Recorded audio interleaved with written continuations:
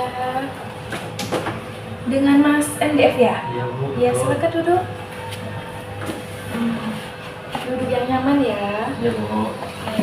Gimana kabarnya Mas hari ini? Alhamdulillah sehat Bu. Alhamdulillah. Tadi habis pelajaran apa? Tadi saya belajar bahasa Inggris. Seru? Seru. Seru. Belajar apa tadi? Belajar what. Oke. Mas tadi kesini dikasih tahu temannya ya? Iya Bu. Ke BK katanya. Nah, kebetulan Ibu mau melakukan konseling individu nih sama Masnya. Nah, sebelum kita lanjut, agar kegiatan kita lancar, agar nanti kegiatan kita memberikan manfaat buat Mas, buat saya. Nah, kita berdoa dulu ya. Berdoa dimulai.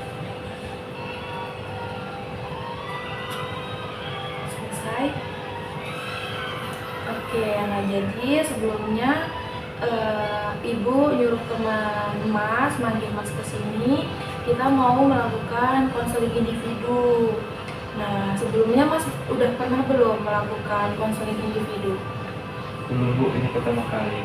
Oke, jadi Ibu jelaskan sedikit ya, apa sih konseling individu itu? Jadi konseling individu itu merupakan proses pemberian bantuan yang diberikan oleh seorang yang ahli. Nah, di sini guru BK kepada konseli, yaitu Mas MDF. Nah, tujuannya apa? Tujuannya agar bisa menyelesaikan permasalahan Mas MDF secara bersama-sama. Nah, Ibu sebelumnya dapat laporan nih, katanya Mas MDF kemarin ketahuan ngerokok ya? Iya Bu. Ada ketahuan di kantin. Iya. Nah, nanti kita akan membahas itu. Nah, sebelum kita lanjut, di kegiatan konseling ini ada beberapa asas sih yang harus kita pegang. Yaitu yang pertama ada asas kerahasiaan, yang mana nanti apa saja yang kita obrolin, apa saja yang kita bahas, masalah yang Mas MDF ini utarain itu bakal Ibu jaga, bakal tidak akan keluar selain kita berdua yang tahu. Kemudian Ibu harap nanti ketika Mas mengungkapkan permasalahannya, Mas terbuka menceritakan secara jujur, secara terbuka, dan juga sukarela. Mas nggak terpaksa kan datang ke sini? Oke. Nah, jadi itu. Kemudian nanti kegiatan kita ini akan berlangsung sekitar 20-30 menit. Gimana? Setuju? Setuju Bu, Bapak. Nanti apabila selama waktu itu belum selesai, kita bisa atur lagi ke pertemuan selanjutnya. Siap Bu. Oke. Nah, di sini tadi kan kita bahas tentang masalah Mas yang merokok ya, ketahuan merokok sama guru dan dilaporkan ke guru BK. Nah, kebetulan hari ini Ibu baru bisa panggil Mas ke sini. Nah, sebelumnya boleh diceritakan dulu gimana kejadiannya kemarin sampai guru bisa lapor ke guru BK. Coba diceritakan. Jadi gini Bu, kemarin kan saya ke kantin Bu. Nah, saya di kantin, saya merokok. Nah, di kantin itu ada salah satu guru ya saya merokok. Setelah itu ada laporan ke BK. Kayaknya saya datang ke sini.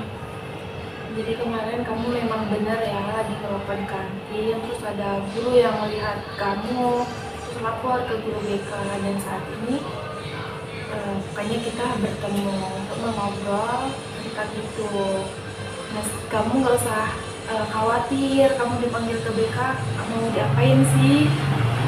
Kita ngobrol-ngobrol dulu gimana kejadiannya kemarin, kita selesaiin permasalahannya. Oke? Oke Bu. Nah, sebelumnya Ibu mau tanya nih, kenapa sih kamu memilih untuk merokok di lingkungan sekolah, khususnya di kantin kemarin? Apa alasannya? Coba ceritakan ke Ibu. Kemarin itu kan saya lagi belajar. Nah, cuman pas saya belajar itu saya ngerasa suntuk, ngantuk, makanya saya mencoba keluar kelas terus izin ke toilet, tapi ternyata saya ngerokok di kantin. Ini diketahui oleh guru. Terus kenapa kamu milih ngerokoknya di kantin tuh, kenapa? Alasannya apa? Saya memilih kantin buat tempat merokok di sana. Saya merasa di sana tempatnya aman dan tidak diketahui oleh guru. Jadi kamu milih di kantin tuh karena kamu rasa kalau oh kantin ini aman nih buat saya, nggak bakal ketahuan nih sama guru gitu ya. Oke. Nah, kamu ngerokok di kantin tuh udah sering, udah beberapa kali, atau baru kemarin itu terus langsung ketahuan guru? Sebenarnya udah sering sih Bu, cuman baru ini dilihat oleh guru.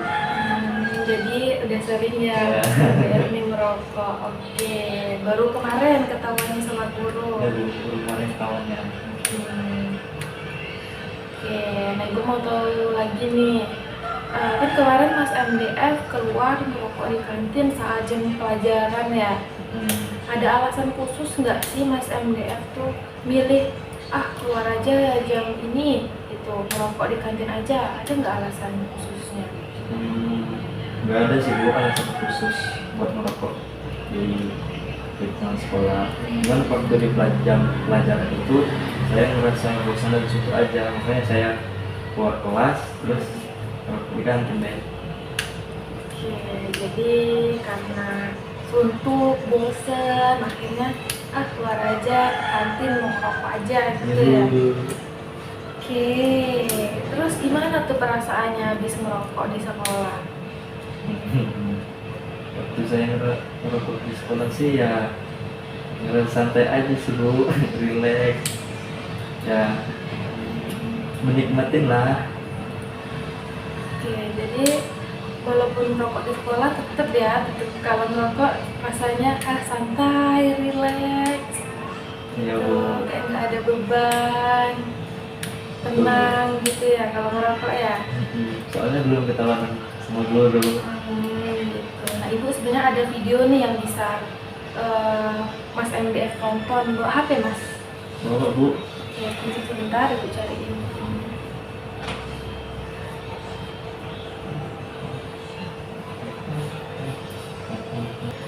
Nah ini, ditonton dulu ya.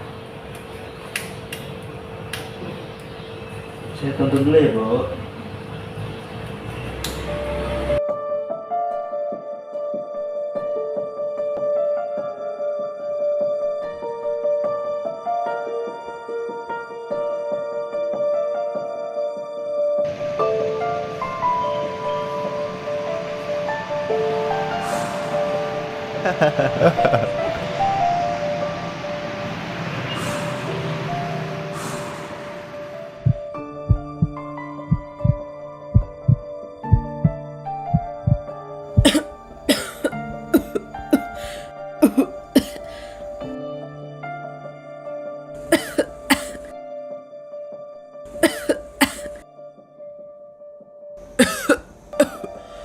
Hah?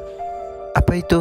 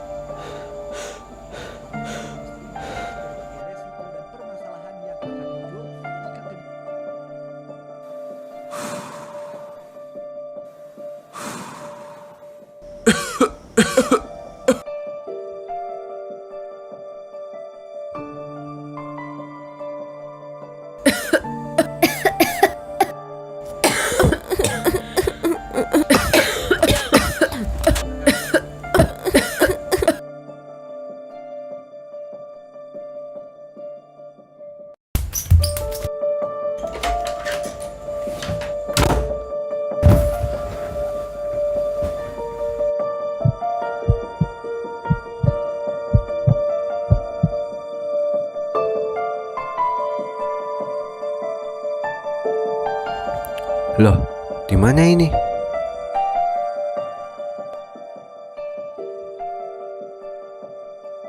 Rokok mengandung lebih dari 4.000 bahan kimia, diantaranya karbon monoksida, tar, nikotin, gas oksidan, serta zat karsinogenik yang merupakan penyebab pertumbuhan sel kanker. Hei nak, apa kamu percaya? Sebatang rokok ini mampu membunuhmu? Tidak, soalnya teman-temanku baik-baik saja. Padahal mereka merokok. Kalau ayah hanya bisa fokus bekerja kalau sudah merokok. Ayah? Hah? Hah? Kenapa ini?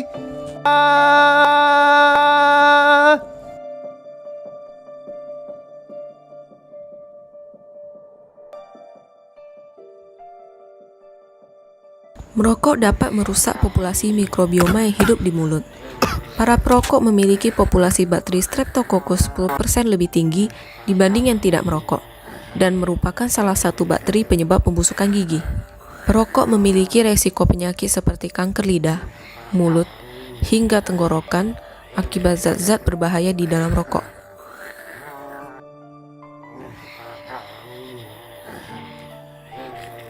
Saat ini, kamu sedang melewati tenggorokan perokok yang sudah dihinggapi oleh banyak sisa-sisa zat dari rokok yang menempel. Asap rokok mengandung ribuan bahan kimia yang membuat rambut-rambut halus yang sedang kamu lewati harus bekerja keras menyaring benda asing. Rambut-rambut halus ini adalah silia. Akibatnya, fungsi silia menjadi menurun dan bahkan bisa tidak berfungsi sama sekali.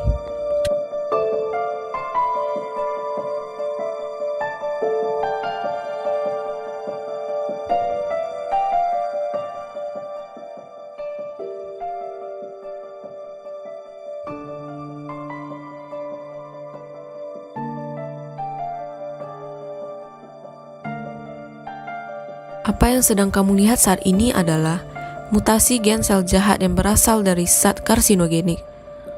Sel yang tadinya ramah bagi tubuh menjadi sel-sel kanker dan perkembangannya tidak terkontrol.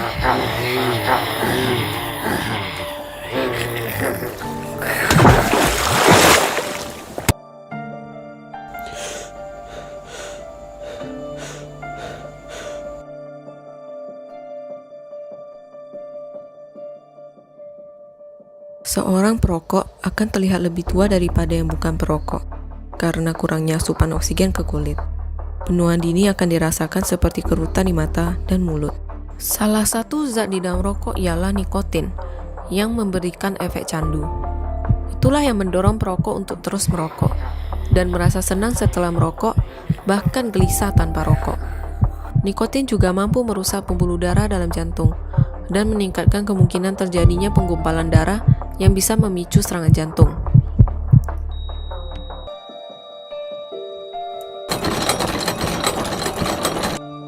Loh, ibu? Apa yang terjadi pada ibu? Ibumu sudah terlalu sering terpapar oleh asap rokok, sehingga ibumu menjadi seorang perokok pasif. Mengerikan bukan? Sungguh? Jadi selama ini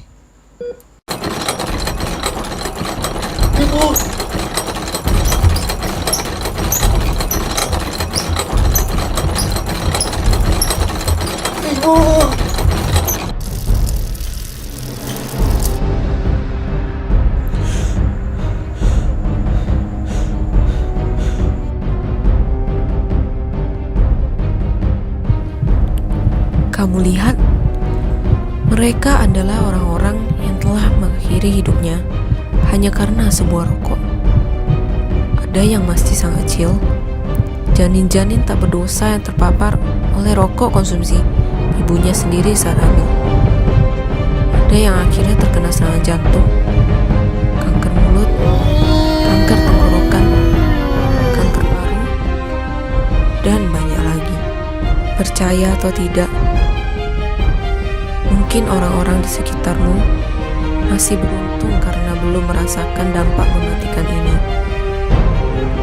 Tetapi, cepat atau lambat, hal-hal mematikan ini akan segera menghampiri. tidak mungkin.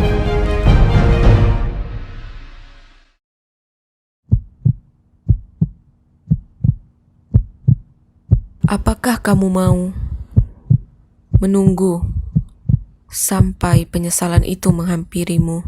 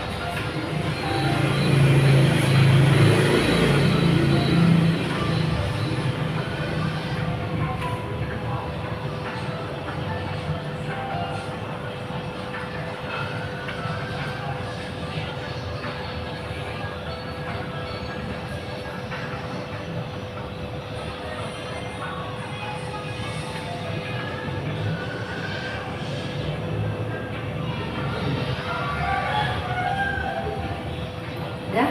Udah Bu. Oke. Oke, tadi kamu sudah menonton film pendek tentang rokok ya, animasi bahaya merokok. Oke, nah gue mau tanya nih, apa sih yang bisa kamu simpulin dari setelah menonton film pendek tersebut? Coba. Setelah saya melihat video tersebut, saya mengetahui dampak bahaya merokok, ya kayak adanya nikotin di rokok yang membuat efek candu. Terus merokok itu banyak dampak buruknya, ada banyak zat-zat kimia berbahaya yang terkandung dalam rokok tersebut, seperti kayak zat adiktif, terus yang menyebabkan seperti penyakit kanker, baik kanker mulut, tenggorokan, dan lain-lain. Juga asap rokok sangat berbahaya buat ibu hamil dan membahayakan orang-orang yang di sekitarnya. Oke, bagus ya. Kamu sudah bisa menyimpulkan apa sih dari video yang sudah kamu tonton tadi. Jadi benar ya, rokok tuh lebih banyak dampak buruknya, lebih banyak bahayanya. Memang tadi ada beberapa kandungan. Contohnya tadi nikotin, dia bisa memberikan efek candu, memberikan kamu efek rasa rileks gitu ya, tenang, senang, enak. Nah, itu sebenarnya zat-zat berbahaya. Kemudian ada tadi di video juga ada zat namanya tar. Nah, itu merupakan salah satu zat yang untuk bahan campuran aspal. Nah, coba kamu bayangin kalau kamu merokok terus kandungannya berbahaya seperti itu, kira-kira bagus nggak buat kesehatan kamu kalau diterusin kayak gitu? Nggak bagus Bu, Nggak bagus kan? berbahaya buat kesehatan. Nah, ibu mau tanya nih, sebelumnya kamu per hari tuh habis berapa batang rokok? Per hari ya 10 batang rokok paling Bu. 10? Ya, hampir sebungkus ya, sebungkus kan 12 kalau nggak salah ya. Iya Bu. Nah, itu tadi apalagi kamu sehari udah habis 10 batang. Coba bayangin gimana paru-paru kamu, bisa buat kanker juga tadi kamu jelasin kan. Bu. Sebenarnya kamu udah tahu apa sih bahayanya merokok, dampak-dampaknya. Nah itu ya.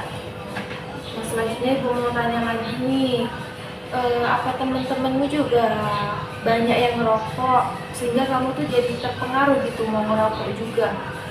Ya Bu, soalnya di lingkungan saya seperti bapak saya kan merokok, dan di lingkungan sekitar saya kebanyakan orang yang merokok.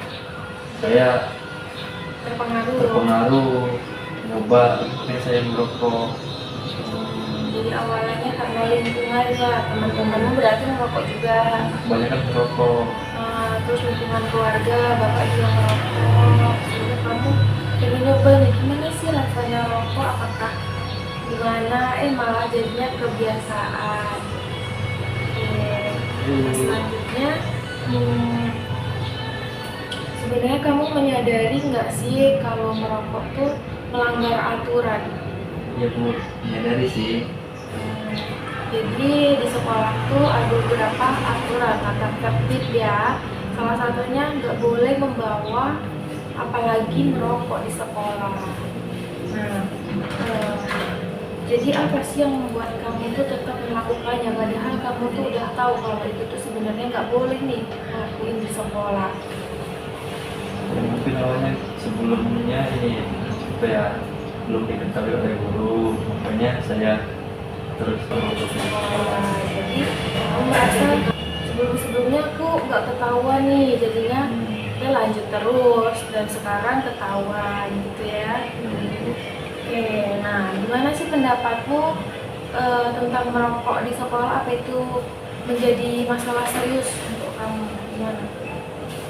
Menurut saya ya merokok yang lingkungan sekolah itu adalah masalah serius, karena yang melanggar tata tertib sekolah. Oke, jadi kamu sudah menyadari ya. Ya Bu. Nah sebaiknya kalau kamu udah sadar kalau itu nggak boleh, gimana sebaiknya? Jadi saya mencoba menguranginya kan, terus tidak bawa rokok lagi ke sekolah. Nggak boleh membawa rokok lagi ya di sekolah, itu kan memang peraturan penting, nggak boleh. Terusnya kamu udah paham aturan-aturan yang ada di sekolah ini. Oke, tadi udah salah satu upayanya, kamu jangan apa? Jangan merokok di sekolah lagi. Nah, jangan lagi bawa rokok ke sekolah. Dikurangi, tadi udah 10 batang. Kalau bisa per hari berapa? Tuh, 1. Mungkin nggak kalau sehari 1. kita Bu. Pokoknya diatur jadwalnya. Sehari misalnya kamu sebelumnya 10 batang. Nah, besoknya aku harus bisa misalnya 7 batang aja. Besoknya dikurangi lagi sampai benar-benar kamu 0 batang. Oke? Ibu. Nah, jadi apa nih yang bisa kamu simpulin dari kegiatan konseling kelompok kita hari ini? Apa ya? Saya mengetahui dampaknya rokok gimana, terus saya tidak boleh membawa rokok ke sekolah lagi, tidak boleh melanggar peraturan yang ada di sekolah lagi. Contohnya tadi kayak bawa rokok, terus merokok di lingkungan sekolah. Itu Bu. Nah, ini ibu ada kontrak perilaku, ibu ambilin dulu ya.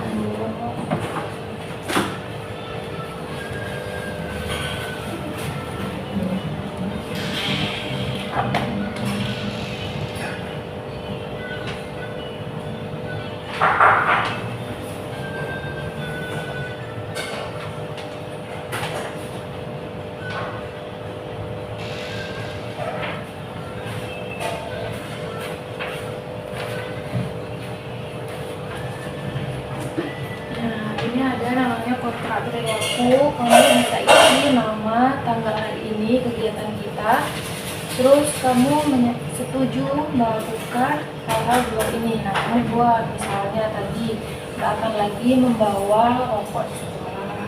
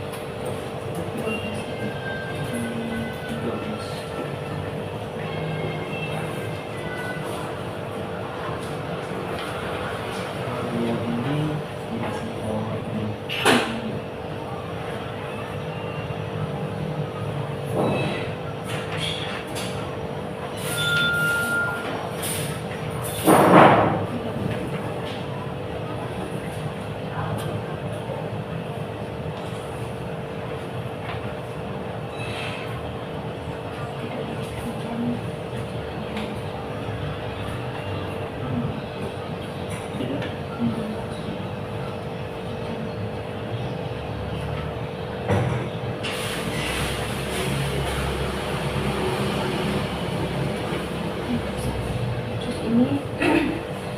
Kemudian di sini kan ada bila saya telah berhasil melakukan hal di atas yang udah kamu tulis ini, maka saya akan mendapatkan, kamu mau kalau misalnya berhasil nih nggak melakukan kesalahan-kesalahan ini lagi, tidak membawa rokok, tidak merokok di lingkungan sekolah, kemudian tidak membolos dalam jam pelajaran, kamu mau dikasih reward apa nih? Nilai buat tersebut. Nilai sikap yang bagus ya di rapor. Oke, boleh ditulis.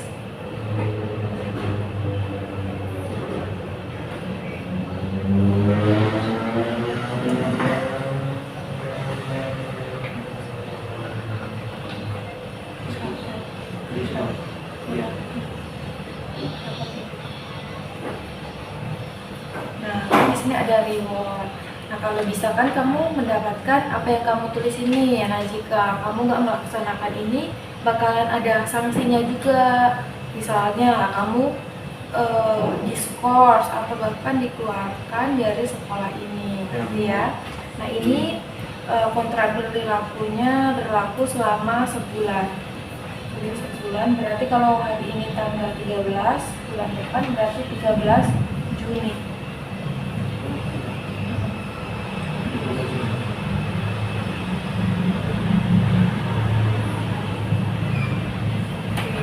Ini nanti ibu bakal mantau kamu, mengamati kamu, ibu juga bakal nanyain ke guru-guru piket, guru wali kelas, dan juga guru mata pelajaran. Gimana sih, ada nggak perubahan-perubahan yang kamu lakukan? Masih nggak kamu melakukan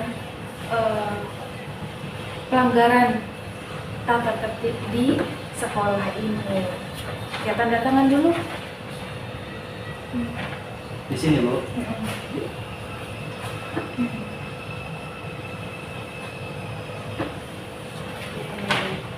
Udah ya, udah kita buat komitmen kontrak berlaku. Nah, kamu tuh harus berusaha menjalankan apa yang sudah kamu tulis di sini.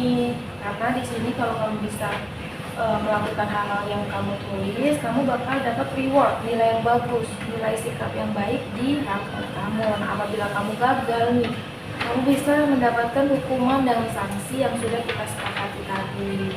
Oke ya, Mas MDF? Ya, Bu. Oke, baik. Nah, tadi udah disimpulin, kita juga udah buat kontrak. Nah, sekarang karena waktunya sudah pas ya tadi 30 menit, kita akhiri sesi konseling kita.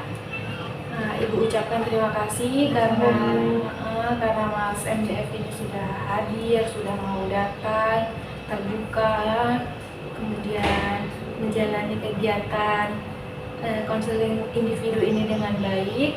Mungkin Ibu akhiri, nanti kita kalau Mas MDF dirasa mau konseling lagi, kita atur jadwal di pertemuan berikutnya. Nanti itu saja, terima kasih ya Mas.